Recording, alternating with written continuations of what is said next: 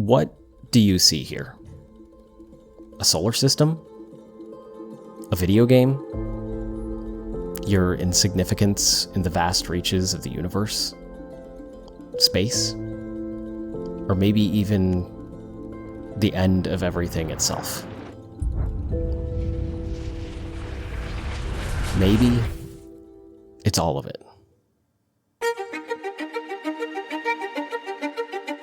Video games mean a lot to me. And I mean a lot. I don't really remember a time in my life where I wasn't fascinated by games. Some of my earliest memories include playing what now feels like lost relics of old Mac games such as Bugdum and Bebop 2000. That fascination didn't die.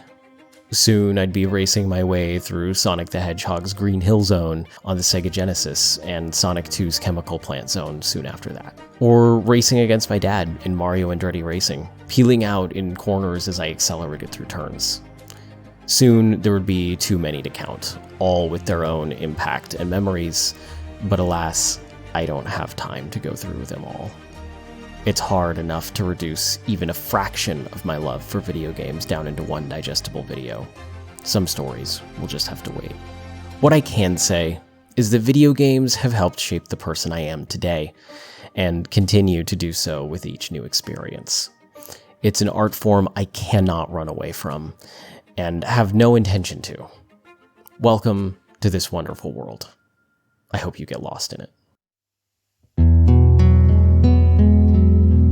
Here we are again, where I ask you, what do you see here? I can at least give you one answer. This is a video game, and it's called The Outer Wilds.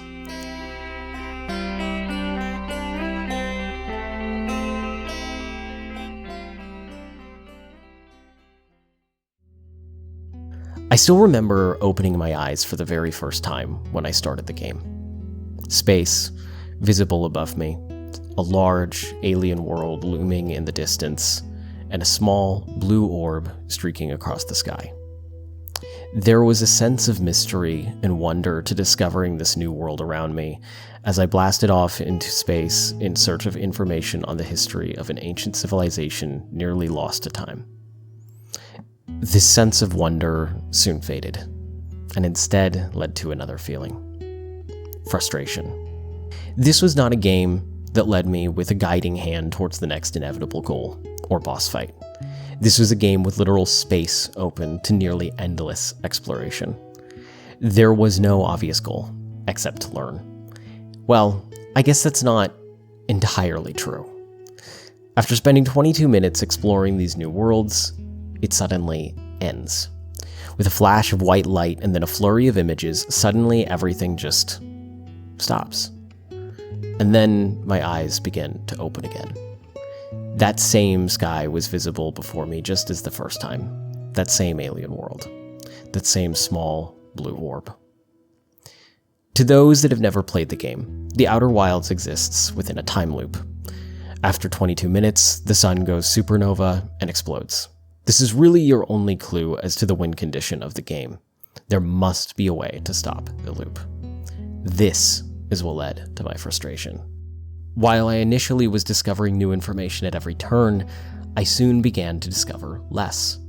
I started to question my next move, and then, just when I thought I might be on the verge of discovery, I was reset, and started all over again. As my expedition drew ever closer to an end, my excitement faded.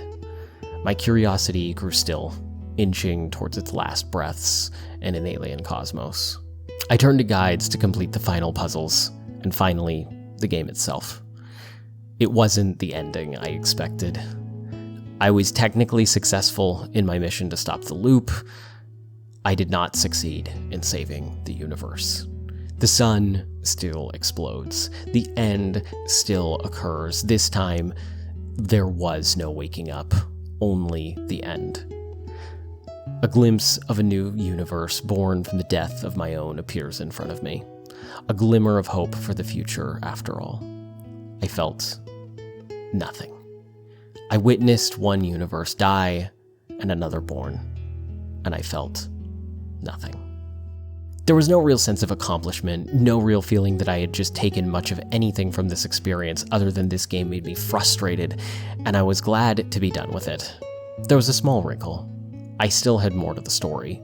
A DLC edition that I had purchased with the game that I hadn't even begun to explore in my first playthrough of the game. A whole new story to be told in this universe. With my desire for exploration sapped from my bones, I decided to leave that for later, if I'd ever come back to it at all. I was tired of being trapped in a loop, caught in an endless spiral of what felt like meaningless existence for no real end other than my own death. I left that loop behind me, to step back into another loop, one of my own creation.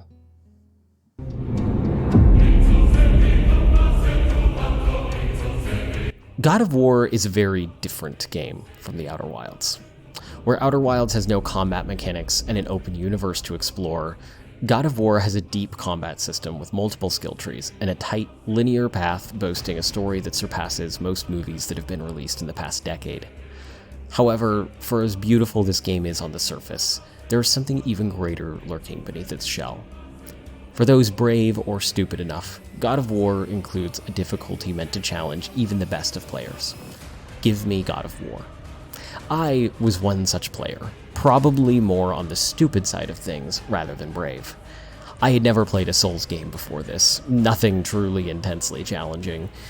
That wasn't to say I was bad at games, but I had only recently started to challenge myself with more difficult games and challenges. I had no idea what I had gotten myself into. By the very first enemy encounter, I had begun to realize what I had just signed myself up for. I died over and over again to the easiest enemy in the game, a basic Draugr. I knew what was up ahead further, and I questioned what I had just gotten myself into. I expected a challenge, and I expected to fail. What I didn't expect was one of the most rewarding experiences of my life, and for the next 40 hours playing this game, to ultimately change it. How do you go about solving a problem? I guess most would probably say it depends. Most of the time these days, we're just a quick Google search away, and our question can be answered. But what about the problems that cannot be answered with a Google search? Whether that be a moral quandary or simply something that takes some actual practice, there are some moments even Google can't get us out of our predicament. Instead, work, dedication, and ingenuity will do the heavy lifting if you feel like putting in the work to solve the problem in the first place. These were the types of problems I was facing in God of War. Encounters with enemies were no longer fights. They were puzzles. I couldn't just press buttons and watch my enemies fall at my feet. I had to use everything at my disposal. The size of the space I had to fight in, the shape of that space, prioritizing enemies to attack first and last depending on their attack type, managing my quick attacks, strong attacks, ranged attacks, parrying and dodging, everything became a variable in the equation to solve for success. This experience was not just learning how to play a game, it was learning how to learn. I was quite literally looking at every angle, solving each new fight that came my way throughout the game. Through perseverance and dedication to solve the problems that were laid before me, I did achieve my goal in completing the game. Something I wasn't sure I was even capable of ended up being plenty possible. I hadn't given myself enough credit from the start. My newfound confidence in my abilities brought me to new challenges, defeating the optional Valkyries found throughout the world of the game. These are some of the most challenging of foes throughout the entire playthrough, even on easier difficulties. Leader among these is Sigrun, easily the most difficult boss I've ever faced. Not only does Sigrun have a slew of attacks that have to be memorized, she also has a monstrous amount of health. Half of the difficulty is simply not screwing up in all the time it takes to beat her. It was David versus Goliath, my axe but a stone against Sigrun's might. Eventually, the stone found its place. The final cutscene rolled, and my foe was defeated. After countless attempts and several play sessions, I felled Sigrun. But it wasn't just Sigrun I had felled. It was also the part of me that pushed away the desire to learn, the part of me that doubted what I could accomplish. I had defeated myself.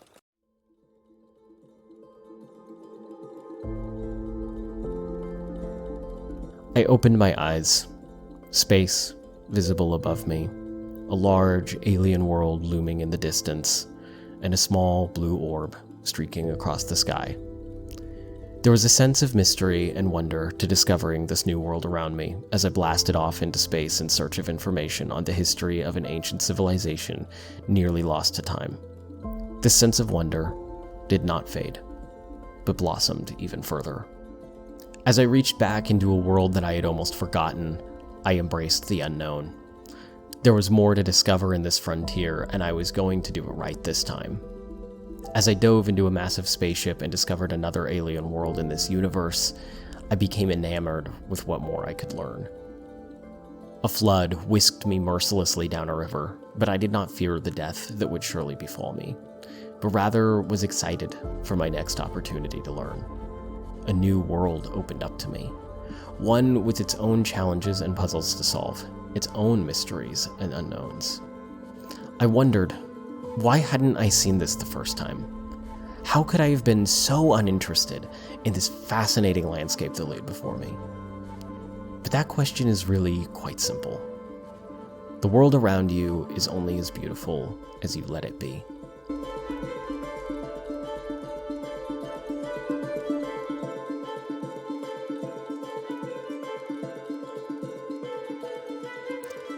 Outer Wilds had challenged my perception of what a game could be, and with that, my perception of reality. I had become stagnant. I had forgotten what it was like to learn, how to have curiosity towards the world that surrounded me, each and every day. I thought back to watching a universe die and another born, the cyclical nature of life represented on the largest scale. The inevitability of one's own death and the impact of that life leading into new ones. I did not feel nothing. One end, one beginning. A loop. A loop leading forward into a brighter future. The lessons of the past echoing into the future.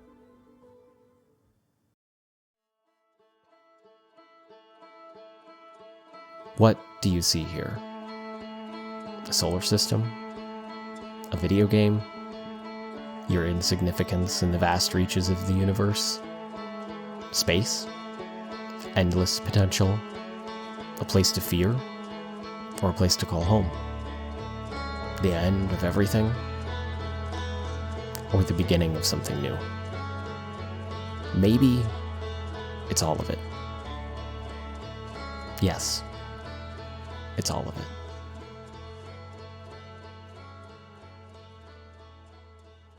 Hey, so if you made it this far, thanks for watching all the way through the video. I'm currently recording this outro in my car because I am really good at making videos and completely forgot to record this. Hopefully you could tell that this was a video that was really meaningful to me to make.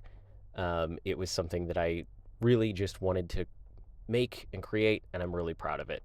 And I hope you guys enjoyed. Now, go boop a snoot.